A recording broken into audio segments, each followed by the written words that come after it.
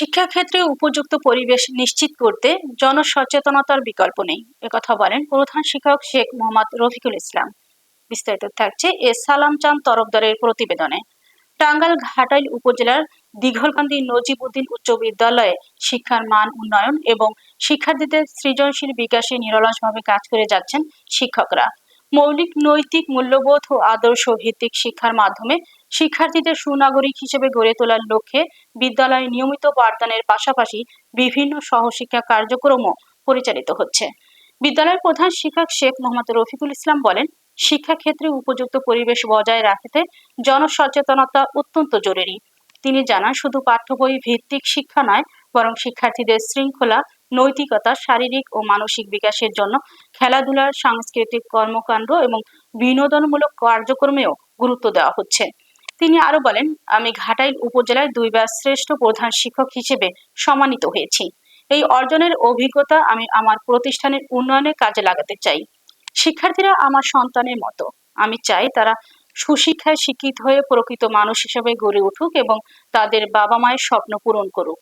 প্রধান শিক্ষক শেখ মোহাম্মদ রফিকুল ইসলাম আশা প্রকাশ করেন, আজকের শিক্ষার্থীরাই আগামী দিনের দেশ গড়ার কারিগর। তারা ভবিষ্যতেও দেশ ও জাতির কল্যাণে গুরুত্বপূর্ণ ভূমিকা রাখবে এবং একটি সমৃদ্ধ বাংলাদেশ বিনির্মাণে অবদান রাখবে। আসসালামু আলাইকুম। রূপসী বাংলা টেলিভিশনের পক্ষ থেকে অভিনন্দন। আজ আমি উপস্থিত হয়েছি ঘাটাইলের দেগুকান্দি ইউনিয়নের সাধুটি নজিবুদ্দিন উচ্চ বিদ্যালয়ে। আমার সাথে আছেন সাধুটি স্কুলের প্রধান শিক্ষক শেখ মোহাম্মদ রফিকুল ইসলাম স্যার। আমি আজ তার সাথে কথা বলব।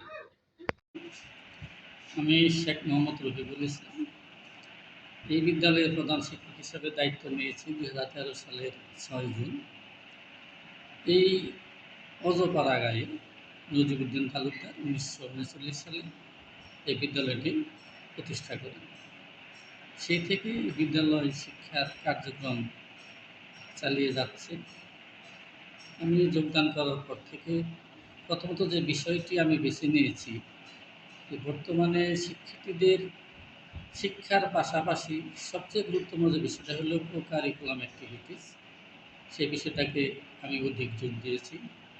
বিশেষ করে বিতর্ক, চিত্রাঙ্কন, আবৃত্তি এবং বিভিন্ন বিদ্যালয়ের উন্নয়নমূলক কাজ, সে বিষয়গুলোকে